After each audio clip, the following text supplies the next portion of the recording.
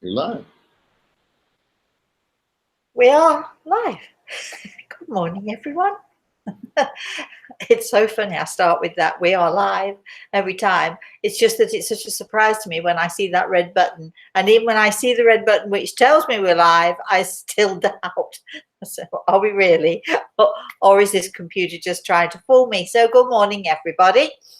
Welcome to our The Spirit World Sees All, another Thursday morning. I would like to say thank you to all of you who joined me last Wednesday instead of Thursday. That was so nice of you all. So this morning I'd like to say good morning to my spirit guide, Great Eagle, who is standing to my right side. To my far right, I have Carolyn. Say good morning, Carolyn. Good morning, Carolyn. And we have Al here this week. Yoo-hoo! Good morning, Al. Good morning, everyone. And Al is from joining us from Colorado. Is it lovely, sunny Colorado, or is it cold, freezing Colorado? What is it out there? It's been beautiful. It's been really, yeah. The weather is so gorgeous here in Florida. I know that if you look at the temperature, everyone will see it's like sky high. It's in the 90s, but the breezes, the breezes from the Gulf Coast are so gorgeous. You stand out there, put your arms out like this, and the breezes come at you. It's just so really, really nice. So best time of year, I think, for us, certainly, as far as weather's concerned. Now, do we have anybody yet? Can I say what all good mediums must learn to say? I'm kidding, really. Is there anybody there? Yes, there is. But you have to say it in that spooky voice. Years ago, when I used to sort of go into audiences of some hundreds and sometimes thousands of people, I would sometimes, just because I'm an imp and just because I have a sense of humor, I would make them sit there.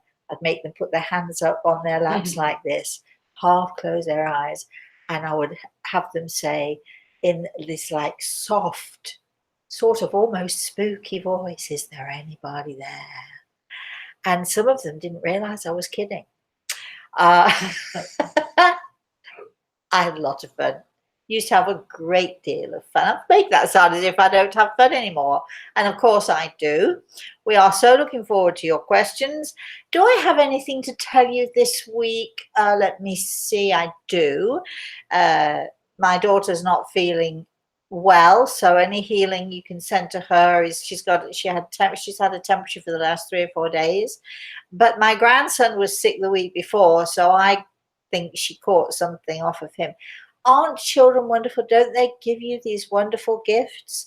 Every Christmas when I go to New York, I come away with a beautiful gift from my grandson.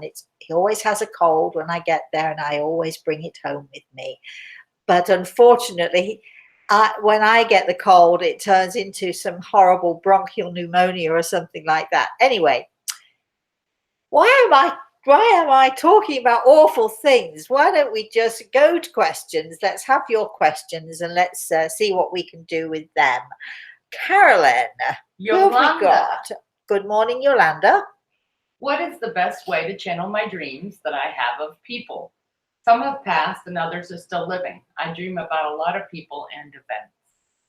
Well, I do believe that many of our dreams are not simply dreams, that they are people visiting us from the spirit world.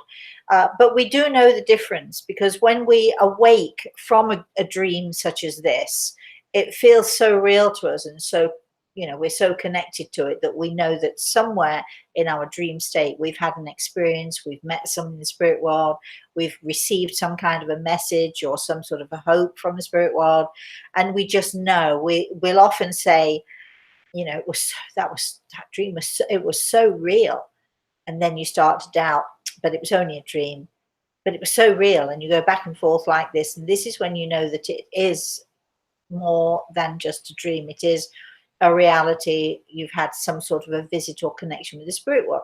There are other dreams which are simply dreams, stuff that goes on with you during the day, things that you worry about, that your subconscious is holding on to, and that subconscious sort of lets those things out. So some dreams are simply those subconscious or even sometimes conscious worries, concerns, connections, etc. And sometimes it's something more than that. Yolanda, I would love to tell you how to channel all of this, but I am not a dream expert. So I don't quite know what to say to you, except what I would suggest is be critical. Don't just think that every dream is some real happening, even though it is perhaps real to you. Dreams are often given to us because they help us, they guide us, they steer us. So be critical, be sensible, keep your feet on the ground, and sort of assess each dream on its own merits. That's as much as I can tell you, because I am simply not a dream expert. If you want to find a dream expert, just make sure that you have someone who is not going to lead you out into what I call fairyland or out there in woo-woo land, because there are so many people who will tell you what a dream means, but in reality, they don't know any more than I do. So I'm not going to send you off into that netherland. I just am asking you, be cautious, be critical. Don't be afraid. And I'm talking to my students about this very thing. Do not be afraid to be skeptical. When you have experiences, our imagination, there is a very fine line between what we imagine and what is real. So just, don't be afraid to be skeptical, be open-minded, but question. Is it real or isn't it? And if you're in any doubt, it's an experience. It was great. You enjoyed it or did not or whatever, and move forward. Let's have Al, another question. We have Violet with us. Good morning, Violet. I've just returned from a long weekend in Amsterdam where I saw young women sat in shop windows as prostitutes. My reaction was sadness. What does Grey Eagle say about prostitution? Well, as some of you will know, I'm hoping at some point this year to finally publish it, this year or early next year, to finally publish an amazing book, and it's all about Grey Eagle. It is about people's questions to Grey Eagle, people's questions like this one, Violet, that you just asked, where he gives us his answers. I do not think for 1 second, and I'm checking with him even as I'm talking to you, I do not think for 1 second there is any harsh judgments here. People, for whatever reason, are put into situations where they often they feel as if they have no choice. Prostitution is an age-old time, actually centuries old profession. And what makes a person go into this or not is not for us to judge. I'm glad, very, very glad, Violet, that you said you felt sad for them, because that is my situation also.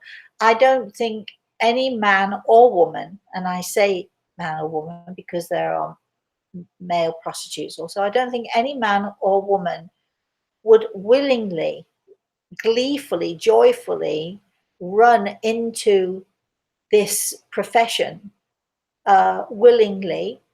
I think that there have to have been circumstances which have driven a person to this.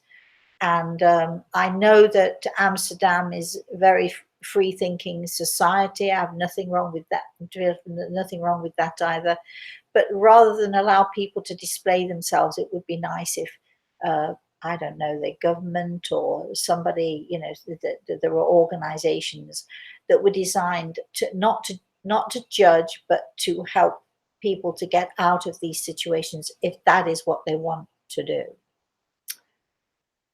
Grey Eagle would say, our world needs gentleness, is what he's saying right now, and kindness. So I think, rather than judging or being offended or being upset about these things, I think kindness is the way to go. I hope that answers your question, Violet. Let's have another question. Albertine. Good morning, Albertine. Hello, Rosemary. Hello. People often say there is life after death. I say there is life After life. I hope is that what you're going to say? There is life before death. Beautiful thoughts, softness that enriches your soul. Great Eagle, what do you say, if I may ask? Oh, well, without a doubt. I mean, I'm looking to him because I would never rush over whatever it is that he wants to say. But we have often, he and I, discussed this. So he's telling me to just go on and say what it is that we have discussed. Of course, our life goes on into, as my grandson would say, into infinity and beyond infinity, to whatever that is. But certainly we existed prior to our coming here to this earth, and we continue to exist afterwards. So I think Albertine, we're totally in agreement with that. Al, let's have another question, shall we? We have a question from Chris, our Chris. She's listening in today. Is sleep a device that is meant for more than biological necessities for our body? Is it a reset button to help clear challenges for our soul? Great question. That's a good question. I think that, well, obviously we need sleep, or actually I think science tells us that it's not necessarily that we need sleep per se, but we do need our body, our physical body needs rest. So whether we rest or whether we actually sleep, some of us go into a deep sleep to invigorate, to, the reset button for our physical selves at these moments, and especially in those half awake, half asleep moments, our soul will take the opportunity to leave, to travel, to explore, to visit, to do whatever it needs to do. So I think that I'm not sure that physical sleep is a necessity for the soul, because I think the soul finds its own way forward. I'm checking with Gradle, who says yes. But certainly, if we are going to be in that sleep or that sleep state, our soul is definitely going to take the opportunity to move out, not to break away, but to move out and to explore, to visit, to do whatever it needs to do. Al. So we have Feel free to chip in if you've got any comments there, Al. we have a question from Mary. Good morning, Mary. My Aunt Kay is in a nursing home. Is there any advice from our family in the spirit world that can help her live her best life? It's interesting because Gregor has put his hand on my shoulder, so would definitely like to participate in this answer. I think that, and I don't think I'm saying anything that you don't already know. I think that when your aunt is in the stage that she's in, she is preparing, her soul is preparing to, at some point in the future, and it could be 5, 10, 15 years ahead, but the soul needs to prepare for that moment of leaving, of moving and continuing on. I think that as family, and obviously you're loving family, otherwise you wouldn't be asking the question. I think that it's up to us to be what is it, the voice for our family. It's up to you to be the voice for your Aunt Mary or whoever has that authority, to always to check, to be an advocate for the person. I'm a great believer. I have no qualms with the medical profession, and in fact there are many that I admire, and if it were not for the medical profession, I personally would not be here living, breathing and all the rest of it. I would have been gone in my 20s easily. So when I say what I'm about to say to you, I am not by any means disparaging the medical profession. However, in hospitals, in nursing homes, we can't always pick the people that we want to take care of our loved ones. What we can do is we can watch, we can pay attention, we can make sure that those people are doing what they are supposed to be doing. Remember, they are often understaffed and overworked. So if we see something that isn't quite right, or if we see something that we might suggest to be done, we should do that. We are the advocates for our loved ones who cannot be advocates for themselves. So my advice for you is make sure that you are watching, checking, making sure that your aunt is getting the best care that is possible. And if that means questioning the doctors, if that means questioning the nurses, if that means making suggestions and making sure those suggestions are put into place, that's your job. That is the job of those of us who are well and healthy. We are the advocates, or certainly should be the advocates for those who cannot advocate for themselves.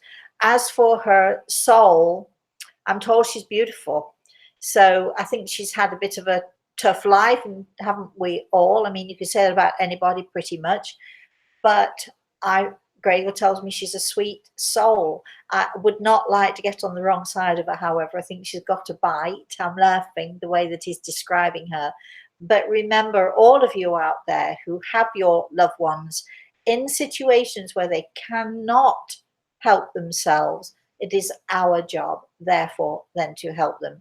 And I say this, I think we mentioned last week, or it might have been on our Friday show, that my patients, and even those who are not my patients, will say, if ever I'm sick, I want you, Rosemary, to be my healer. What they really mean is, if I'm sick, I want you to be in charge, because I am a person who will work with the medical profession. I will applaud the nurses who do well. I will speak to the nurses who don't do so well, or I feel could do better. I like to give a chance. I like to give the benefit of the doubt to people. But if I see something going on that isn't right, I am the first person to stand up and say, no, no, no, no, no, this will not happen. Specifically, if it happens to be to do with my daughter or my grandson, you cannot get a mama bear more fierce than me. But I feel, even with my patients and, with the families of my patients, they all get on board with me, because we're often so blinded by the white coat or the nurse's uniform that we think we just have to accept if we hear a nurse speaking sharply to someone, or if we see somebody not doing their job. Just because they're wearing a white coat does not mean that they're not accountable. And as the advocate, we must make them accountable if necessary. That's what I'm saying about that one. Al, what do you say to that? When your dad was sick, of course, he had all of his family around him. But did you ever feel the need to sort of be the advocate for him? Yes, a couple times, mainly towards the very end. He naturally, towards the end of his physical life, he took a major downward spiral because his system was shutting down. And there are a few people in the family that wanted to bring him to the hospital because he was taking this spiral down. But we knew everything was shutting down, and we knew he didn't have much time. So I was one of the ones that stepped in and said, just let him be at peace, let him stay where he is. And he ended up passing the next day, I think it was, or even the same day.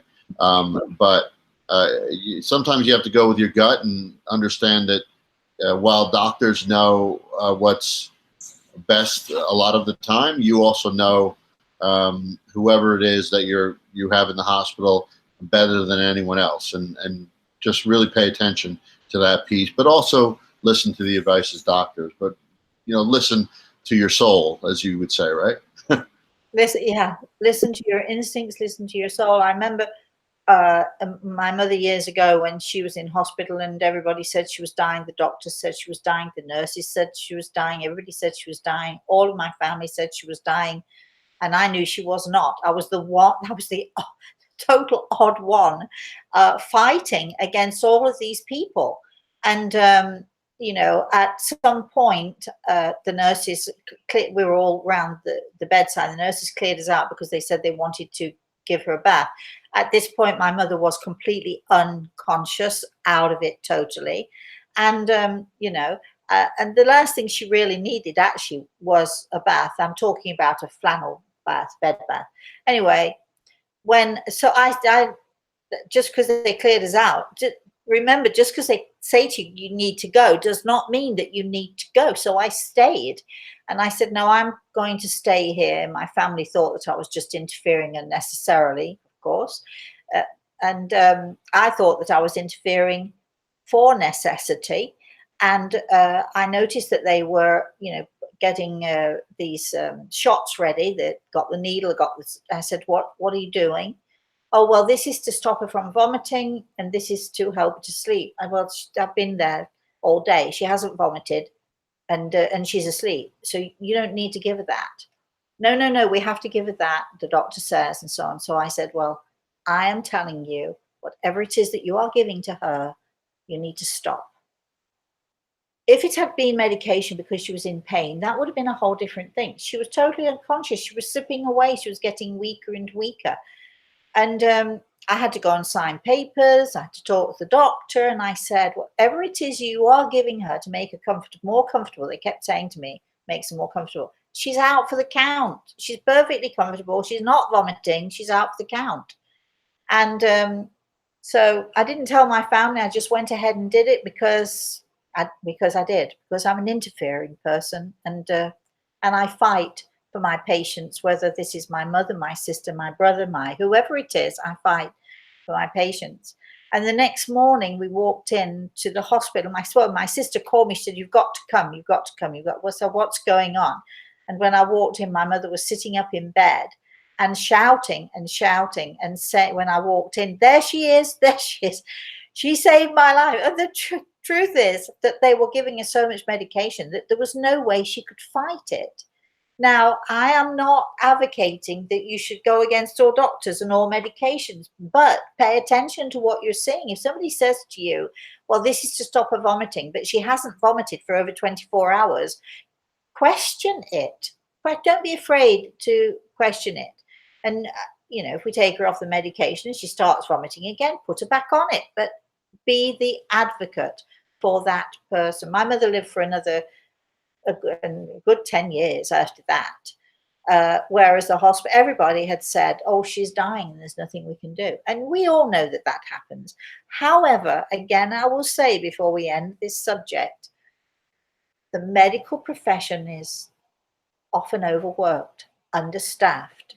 They cannot possibly pay 100% attention to their patients. They do an amazing, fantastic, fabulous, fabulous job. I know many people have been nurses and I admire them tremendously. I know doctors, I admire them tremendously. However, you have to help them. You have to be the advocate for the patient. And if you build a good rapport with the doctors and the nurses and they know you're watching, they're going to perhaps pay a little bit more attention. So that's it. Now I'm done. I'm sorry. I feel as if I've been sitting here giving everybody a lecture, which is not at all what I mean to do. Let's have another question. Wanda asks, Carolyn, good morning, Wanda. I'm in search of my spirit guide. Do you have any direction for me on that? No.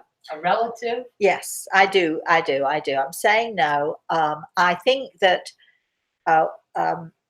I would never call a relative a spirit guide. I would call that person a relative, a friend, a loved one, someone who is there to help, to guide and steer you.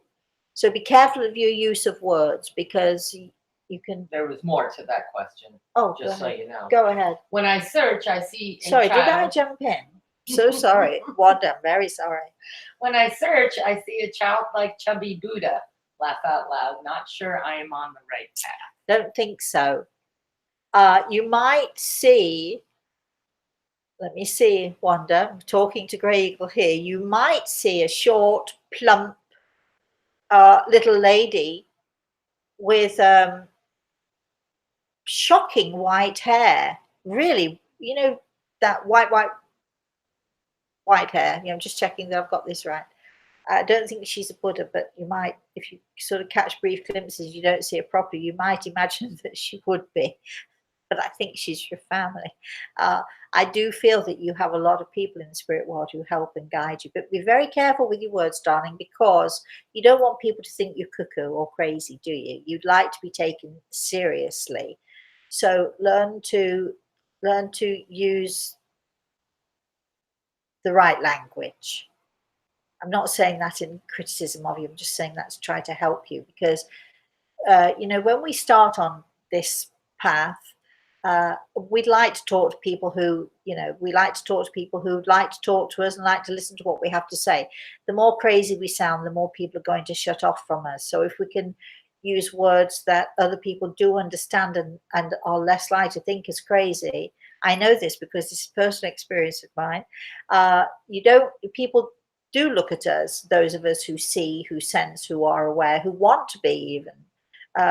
They see us as potentially crazy, but at the same time, if we can make it less so. And I'm a person I like to keep my feet on the ground, and with my students I like to say to them, keep your feet on the ground, don't get carried away, be skeptical with what you're saying, question.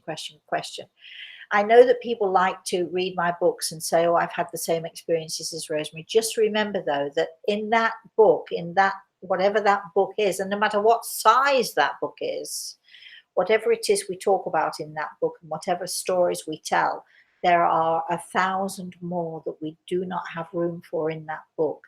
So even though we seem to have had this much experience, we've actually had this much experience. Al, a comment or a question?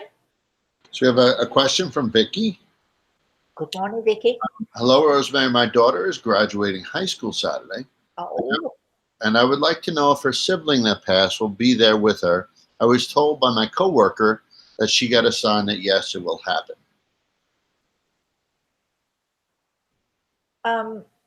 So I have to tell you, Vicky, I'm so tempted to say, of course, absolutely, that will happen, of course. But I'd rather go to Grey Eagle because because I don't want to sound too glib and I want to make sure that I'm right. I actually think, this is what I think, Vicky, I think you're going to have an entire crowd from the spirit world, including your daughter's friend, guide, angel, whatever you want to call this child. I think there's going to be a host of people celebrating your daughter's graduation. I'm told that she has had some personal issues and some personal struggles recently, but she's so strong inside, and she's so, she knows what she wants.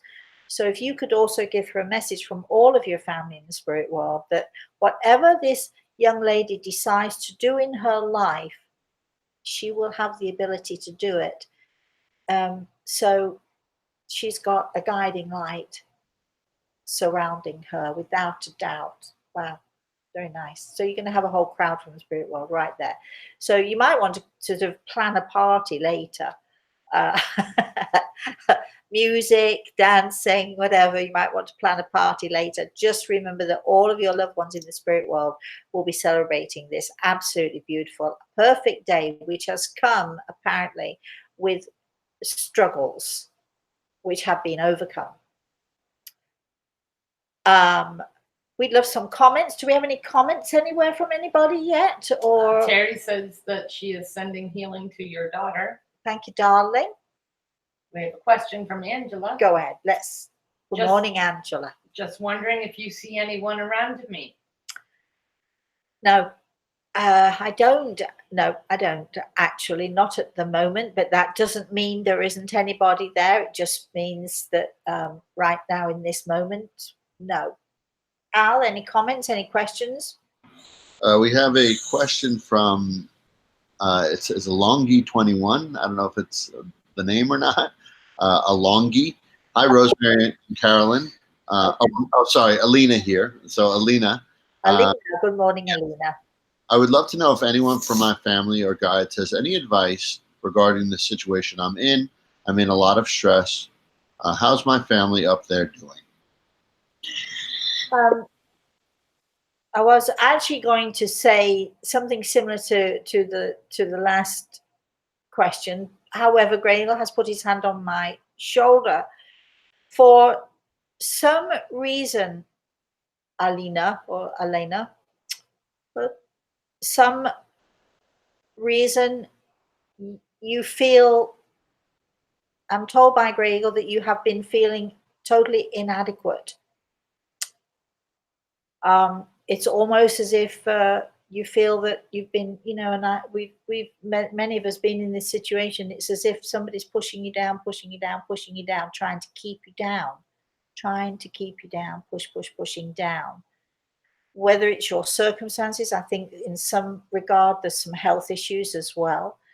But I am told that you are much, much stronger than you think you are. So I also feel that you've got many in the spirit world who have been surrounding you, but I think you know this. I don't know why you're asking me, maybe just for confirmation, but I think you know that there are many in the spirit world who are with you and supporting you at this time. And I am to tell you this, I don't understand it, but this is what I'm to tell you. I'm to tell you that sometimes we have to make decisions which we are nervous about, or we're not sure about, or we're nervous about making those decisions. But actually, you've made the right decision. Now move forward, be strong, trust in yourself and trust in your strength. Don't doubt yourself that you can fix these things, because you can. If you understand what I'm talking about, it would be nice if you could say, if you don't understand what I'm talking about, also, you know, feel free to make a comment there, Alina, because we'd love to hear back from you on that. And I think also that you need some healing. So if we may, we're going to put your name down on our healing book. Carolyn's making a little note right this second. Carolyn, do you have... Terry. Yes, good morning, Terry. We already had Terry, but that's She fine. made a comment. Yeah, go for it then. I was told recently that my grandmother is one of my spirit guides, and a few days later I dreamt of her. She has been gone for many years. It was so good to see her, and she was so happy. Again, Terry, be careful how you use the words. I do not think that she is your spirit guide. I do think that she is your guide. I do think she tries very hard to help and to steer you, and I think she's around you a great deal of the time, as are others, but I think she does have a very specific connection to you, which is a nice thing.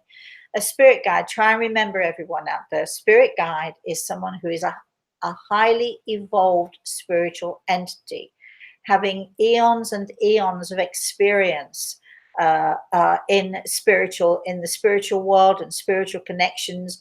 A spirit guide is someone who teaches, who can teach someone like myself. A spirit guide is someone who will be with, connect with, attach to, if you like, a person who works for the spirit world 100% of the time. So certainly, I think, darling, that your grandmother helps to steer and to guide you. But I'm also told to tell you, you need to listen a bit more. As we all do. So try, if she can only guide you if you allow it. She can only guide you if you listen to her. All right. Those in the spirit world who love us and who care about us, can only guide us if we hear them, if we sense them, if we feel them. How do we do that? So this is what my online lessons are all about. So Al, question, comment, anything there? We have a question. If Tammy can kind of just clarify a little bit there, I could type it in as well. But we have a question from Gigi. I write for my 8-year-old son. What is Gigi? What is his life purpose, and how, as a mother, can I help him achieve it and have the best life possible? Why was I chosen to be his mother? Did we share a past life? And he's 8. And He's 8, yes. all of those things. All right. She wants to know for him. Yeah, I know. I realized that. Yeah, I got that. All right. Well, okay. What a wonderful mother you are, first of all, to be concerned about him. it's very difficult for me to know quite what to say to you, because here's the thing. If I were to actually in great detail tell you what his life's purpose was going to be, or why he was here and so on, as much as you would say to yourself, I'm not going to influence him, as much as parents we don't want to influence him this way or that way, we would. It's inevitable that we would. So I feel that certainly you were chosen to be his mother. You were chosen because life is not easy with this child, as you know, which is probably why you're asking these questions.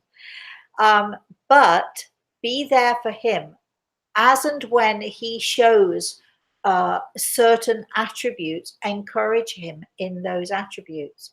As and when he will let you know, his soul will let him know, he will let you know. Pay attention to him, guide him and steer him.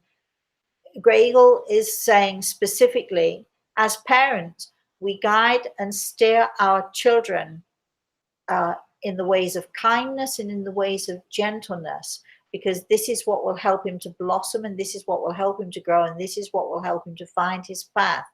If he sees kindness and gentleness in you, if he sees you applying kindness and gentleness to others, remember, it's not about what we say to our children, it's what we do, which is how they learn. They watch us, they try to emulate us, and I'm sure I don't have to tell you this, but because I'm sure that you do this already, kindness and gentleness with this child also. I'm told he's a very precious little boy. So I think you're doing what you can do. I think that you are going to be able through his life to give him exactly what he needs when he needs it. I see some sort of tough times ahead, but with you by his side, he can't possibly fail now, can he? That's what I'm being told. Try not to be overprotective. I know it's easy to be overprotective when we have sensitive children, when we have children who need special care, special, gentleness. But I'm going to say this to you. I applaud you for wanting to do everything you can for this child. What you can do for him, the only thing you can do for him is to allow him to be himself, allow him to grow. There is a fine line between mothering and smothering. I sometimes cross that line myself. I'm a bit of a smotherer when it comes to my grandson. I'm a bit of a smotherer when in hospital with my daughter and nobody's taking care of her. I can tend to cross the line a little bit. As caring and loving parents, that's what we do. But just allowing him to be. He will show you when you need to step in and help and encourage. Just encourage him to be himself, my love. We've got Norquis who's speaking in Spanish. If we could just let Norquis know that we can't. You have a little button on your computer, my darling, that you can translate. Go to Google's Translate. Let them translate the question. I don't even know if you can understand me, but I'm doing this anyway.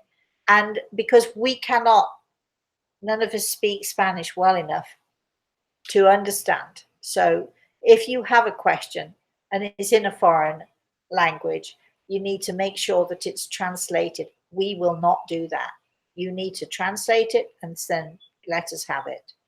Got a follow-up from Wanda. Wanda, good morning again. Yeah. She says, oh, wow. Oh, wow. Yes, my family grays with shocking white hair. My grandmother was plump and short with the same white hair. Thank you so much for your information. I couldn't believe it. I have to tell you, Wanda, when I saw her, which of course I did as we were talking, I mean, the white hair is it's like, whoa, white hair. It's like really shocking white hair. Beautiful, beautiful white hair, all natural. So I'm glad you understand, my darling. So now you know that she's not a Buddha, don't you? She's just your grandmother who's helping to steer and guide you, my love. We have Andrea and her family who are in Orlando. Good morning, Andrea, and family in Orlando, yes?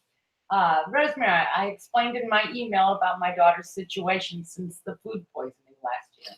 She's doing okay. How can she change her mindset with regards to the fear of it all and move forward? It's very difficult if once a person has got something in their head.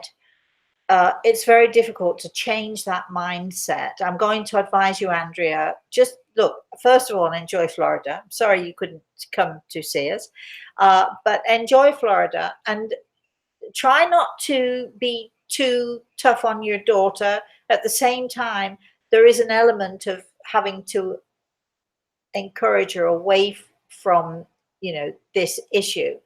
I think that with help and guidance and patience and maybe a little bit of education, so maybe she needs to go to see a dietitian or someone who knows about diets and so on. If you come to me, I would have talked to her, but there we are. I'm happy to talk to her if you'd like to. Once you finish your holiday and you go home, I'm happy to set up, if you have a FaceTime, if you have an Apple iPhone, I'm happy to FaceTime with you or with her and chat to her and see what the issue actually is and see if I can help in any way. Other than that, you just maybe need to sort of, if she's willing to go and see a dietitian, but find one that's going to be sensible and not create an impossible diet for her. But I'm happy to help in any way that I can, and I'm glad you're in Florida. Really hope you're having a great time there. Al? So we have Sarah here. Good morning, Sarah. There's a girl in my son's school who has special needs similar to autism. All the kids seem very drawn to her, and my son, Noah, especially. I'm wondering if she could be an earth angel. It is possible without actually checking with Grey Eagle and getting no response there. So I don't think I'm really allowed to answer this question for you. However, we know that there are very special children on this earth, and isn't it amazing that children respond to children like this?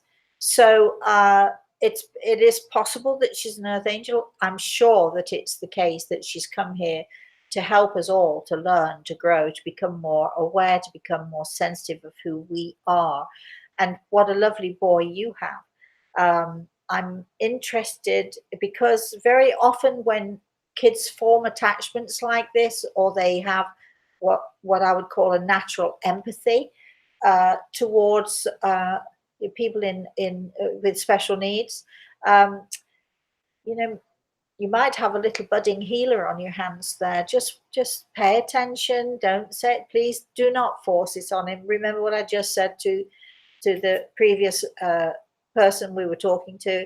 It's, you have to guide and steer. So if you see that he has a tendency towards helping or healing or specific qualities with animals and so on, do encourage him in those areas, because he seems to me, from what you tell us, and also from what Grey Eagle confirms to me, that your son does have a natural empathy, which is just amazing, wonderful. I love being around sensitive kids. I'm not so good with insensitive kids. I'm tough. I'm a tough mother. I believe in discipline and all of that stuff. Let's move on. Why did I even mention that? Valvacious has a question. Morning, Valvacious. How can a person find the divine plan for their life? The plan God talked about Jeremiah. God said he will provide this plan to prosper and give you hope. Well, God does provide for us, doesn't he? We, as human beings, we are continually given opportunities. We are continually, our lives are moving, changing, and especially if we go out there and we let it happen. Of course, there are people there who sort of sit on their butt and watch TV, and nothing's going to happen in your life other than another TV game or another something or another. Life does not come to you. It does not knock on your door. You go out and get life and live life. I'm remembering the young lady who called last week and said right, I did what you told me to do, Rosemary. I've gone out and I'm having fun. Now what do I do? I'd love to know what's going on there. We never get, Carol. we never, was that Carol? She's here. She says- We never get to hear the rest of the story. But, you know, if you want to know your life's purpose, then you need to be involved with life. And then God puts things into your place. He lays things out before you. Of course, we miss them continually, and then if we're meant to have these experiences, they're given to us again, perhaps in a different way, in another way. But we're given this life. It's so precious. Let's go out there and live it in the best way we can and to the fullest possible way that we can. Al? Yep, we have Dean here, and that was, by the way, our Sarah, who's taking the class with her son before. So, Dean, so good to hear you here today, Carolyn. And then a question: are there disputes in the spirit world, or is everyone so enlightened that they can see answers to disagreements? I'm sorry. Can you? Hi, Dean, my darling.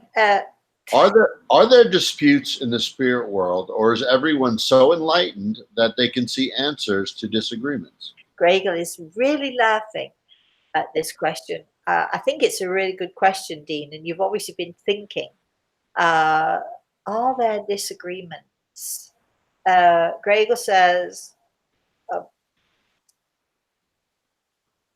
for all of those have a voice. For all of those who have a voice, there are always those who speak one way and those who speak another. We have to define disagreements. If you mean, is everybody of one mind? No, they're not. They're not of one mind. But if you mean, is there violence or violent reactions or argumentative disagreements? No, there are not those. But certainly disagreements, as there should be in all families. We should all be allowed to have our opinions. This is me now. We should all be allowed to have our opinions. We should all be allowed to disagree. It's very easy to say to someone, okay, well, you know, you think this way and I think that way. Can we agree to disagree? And that should be the end of it. But unfortunately, there are those out there who just want to be right. And to those people, I will say, would you rather be right than happy? And unfortunately, there are a minority who would say, I'd rather be right. So get on with it. But if you're asking, Dean, it was a good question. I've been wondering about you this morning. Did you get my sort of mind-to-mind thing going on there? I've been thinking about you the last couple of days. Anyway, thanks for the question. Carolyn. Randy has a question. Morning, Randy. Love your work and your generosity to those to do these live streams. Thank you so much. I am an aspiring medium. I feel as though the main thing holding me back is my fear of evil spirits. How do I overcome this fear? You're not ready, is what I'm going to say. Oh dear, you're absolutely not ready, darling. So I'm asking Grey Eagle here what he thinks. I'm told that you have lovely hands. Maybe you should think about healing, giving healing, getting involved with people who need healing, because maybe that is your forte. But don't go there. Don't go where you're headed because you're not ready. And I think, you know, if you're not careful, you could land up in some hot water there. But certainly, Gregel's talking about your hands, which tells me he means healing hands. So my suggestion would be to guide you and steer you in that way, because I think you have a very lovely gift in that way.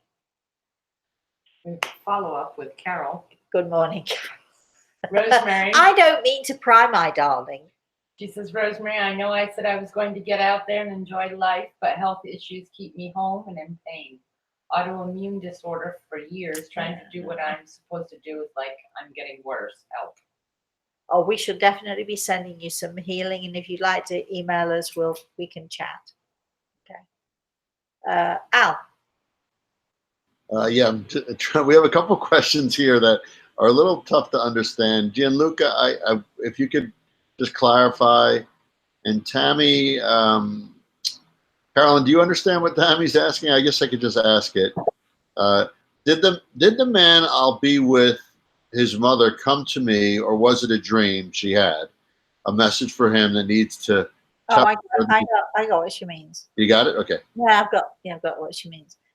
She's obviously has had a visit from a lady who she feels might be her future mother-in-law, albeit that she's in the spirit world. So I got that. And I absolutely cannot answer this question with a simple yes or a no. This is what I would like to say. I'd like to say that life is for living. Get out there. Stop holding on to one idea.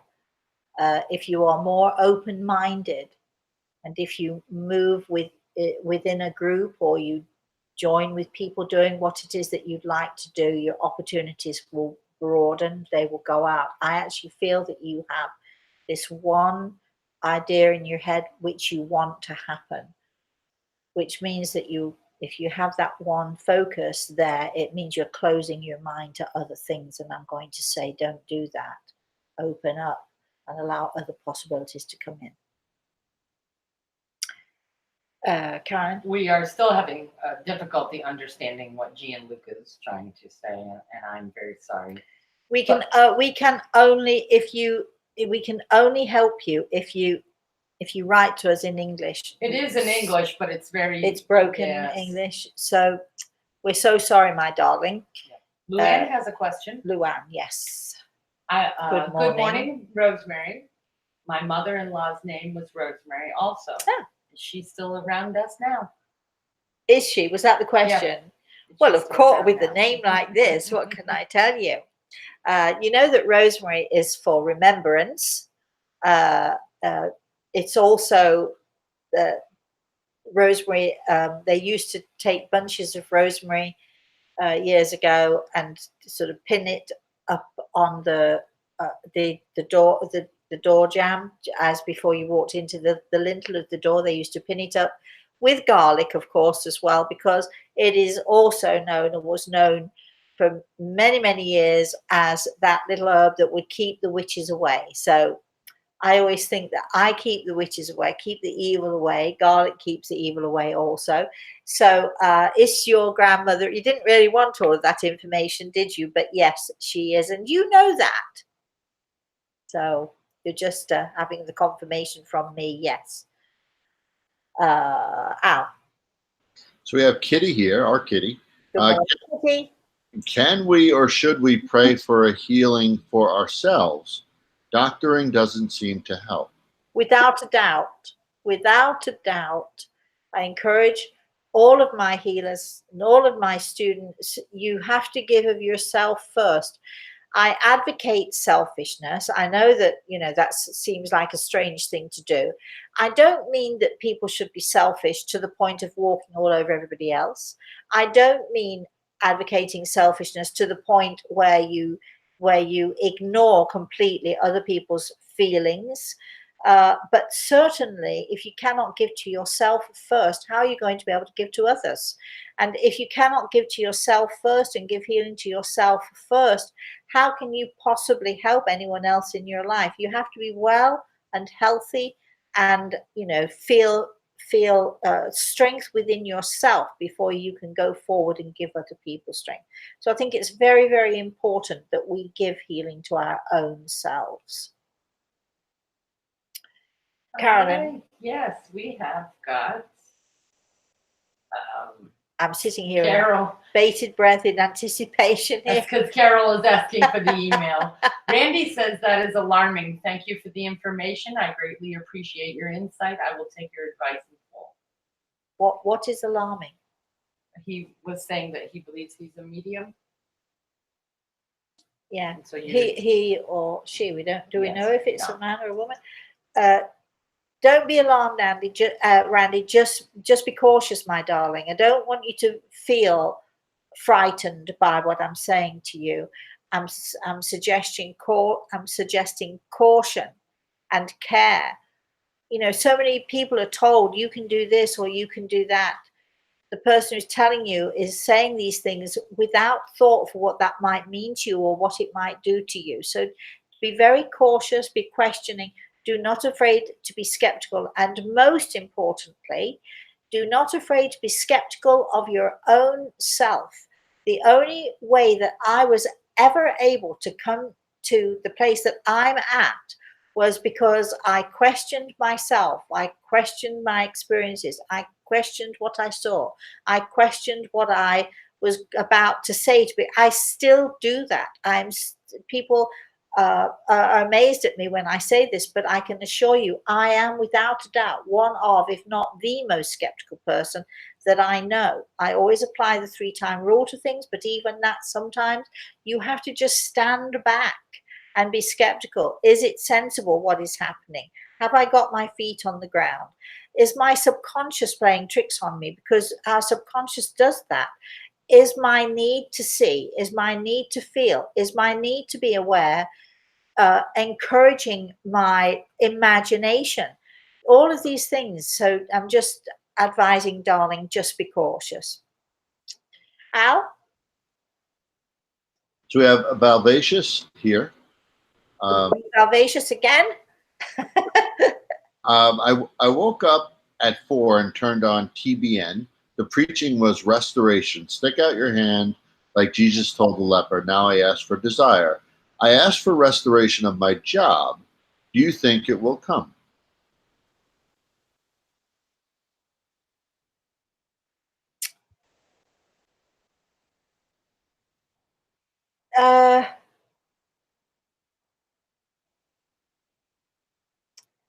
I think it's all well and good asking for specific things in that way. And in fact, we talked about this before, making a card, having your hopes and dreams and your aspirations put into the center of the card. If any of you want to know more about that, we can certainly talk about that when we've got more time.